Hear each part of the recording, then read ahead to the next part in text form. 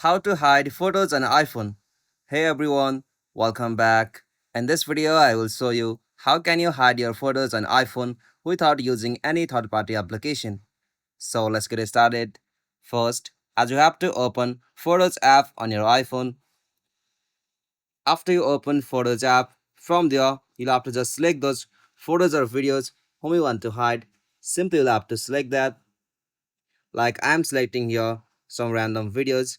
After you select those picture, at the bottom right, simply tap on three lines. From here, simply you can get the option for hide. Simply tap on that. Or tap on hide.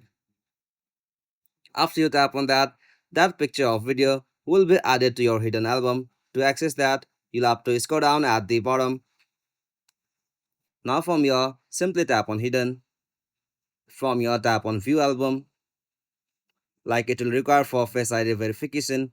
After that, you'll be able to find the hidden album or picture from here.